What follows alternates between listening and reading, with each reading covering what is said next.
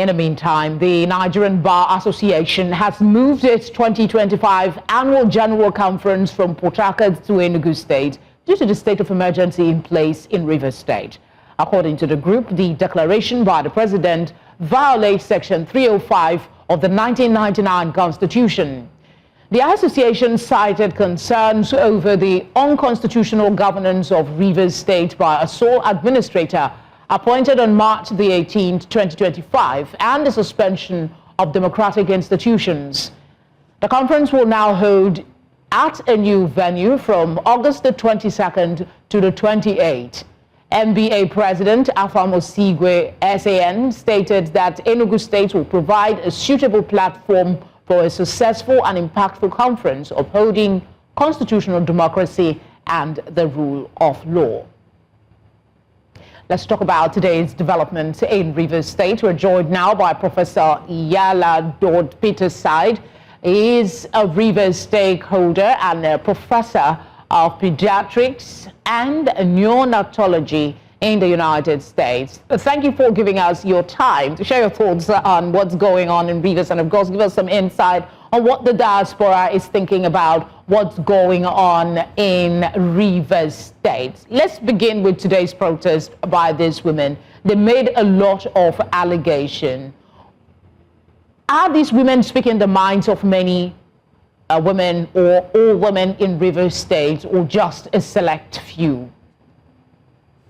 I thank you, Felicity, for inviting me to your program. I think it's without doubt that the majority of Nigeria, the majority of your visitors have rightly decided and concluded that the state of emergency declared by the president was unconstitutional. And the process of ratifying it by the House and the Senate was a shambles. The issue of the protest by Rivers women is because the suspended governor has endeared himself to Rivers people by his actions, by his utterances, and by his behavior. He's charted a course of peace and tried, I think, to his best not to use the full power available to him to counter what has been a very, really rampant abuse of power, not just by the presidency, but by the ex-minister or the minister of the Federal Republic. The problem, I think, that we are underestimating is that the women's protest is peaceful now. What would happen when the youth and less controlled people get involved in this protest and reaction? And I think that's one thing that people are not, at least, let me say not people, but the presidency and the House are not taking into consideration, because this is mild now, and I'm not sure that how non-violent this will continue, because I get reports from youths in Nigeria and Rivers State in particular, and they are restive. And they are, honestly, if the governor has not been as calm and peaceful as he has been, if he'd taken to the airwaves or said anything that motivates these young people, we could be entering a worst case scenario here. Let's take quickly one of the calls that they made, and that is to former presidents. Olusegun Obasanjo was mentioned, Goodluck Jonathan was mentioned, Buhari, the immediate past president, was also mentioned. Of what value are these calls, knowing that these people have been here? They don't seem to have spoken too loudly about the matter. It doesn't look like they've consulted them. Do they have any powers to influence the decision of the current president?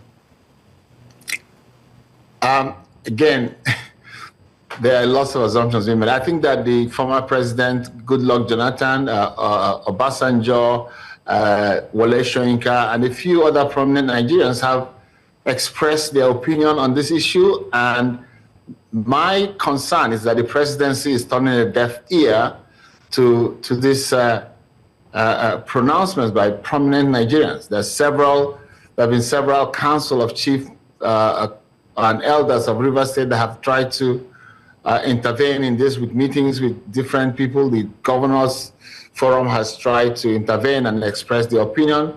So has, several legal luminaries. And it seems to me that the presidency is either ignoring it or they're being tone deaf.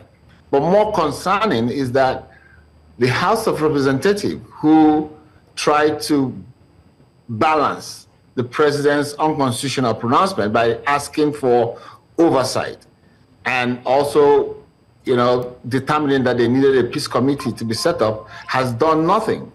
By now, in most climes, you would have. So may I perceive from that you're agreeing with the women when they say that the sole administrator is becoming provocative and illegal?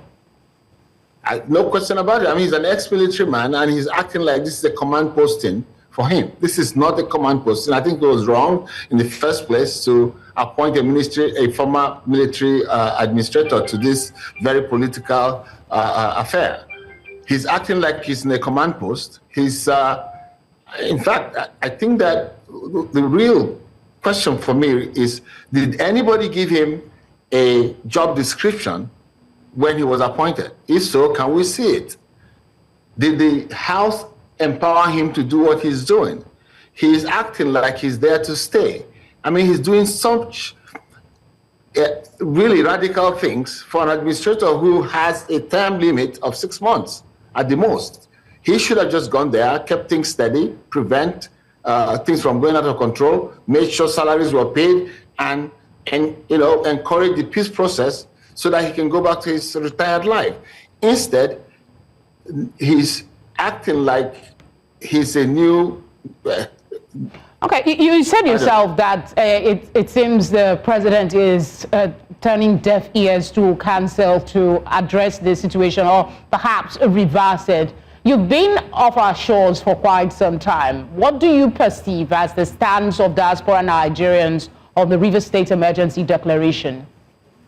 I think following the declaration, the clear impression I got from different leaders in the diaspora was that this was unconstitutional. The process of ratifying the president's orders were also unconstitutional, but that's water under the bridge. Now we have a sole administrator, and we are watching him compound the illegality of his appointment by several other illegalities, disbanding statutory boards, disbanding tenured positions, creating sole administrators for the local government. Where in the Constitution did he get that power from?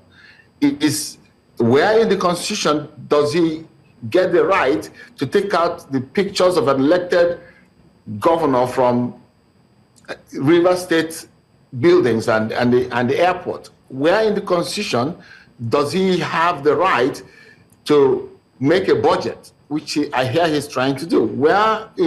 So if it's not in the Constitution, then maybe somebody empowered him to do that, and we'll need to figure that out, because they're getting to the point where it's almost dangerous, and very soon younger people are going to get involved. There's been a clamor. I mean, you've even alluded to that. He's not listening. But then there's the call for intervention from international community.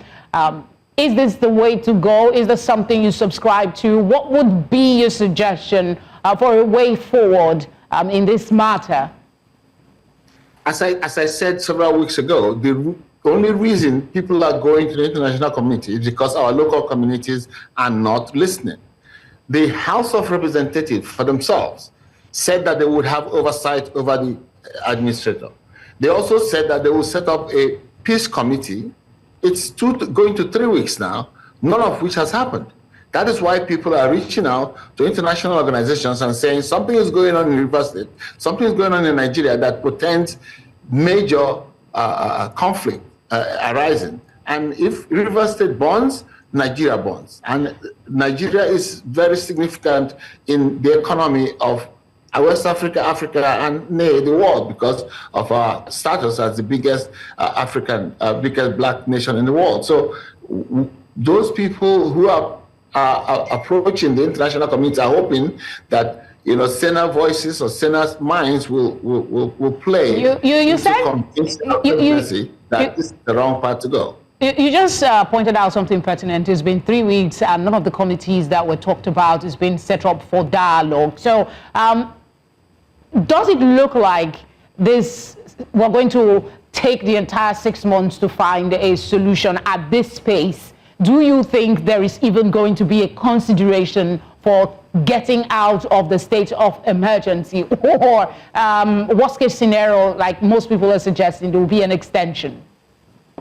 I think that, without being cynical myself, that the actions so far, not just by the presidency in not listening to whatever anybody's saying, the House in not doing their job, and the administrator in acting in total ignorance of any laws at all, suggests that this is not a temporary position, that they are actually planning for a prolonged stay in Rivers State, a prolonged stay with illegal government in Rivers State, a prolonged stay such that, by the time all of this is sorted out, there will be enough crisis to extend the state of emergency. And that's what it appears to me. And I think all right-thinking people will see that for what it is. This is not the way to go. If you're looking for peace, you start early. You don't start after 6 months. You don't start after 4 months. You start now, knowing that the process is going to be long and tedious to get everybody on the same page,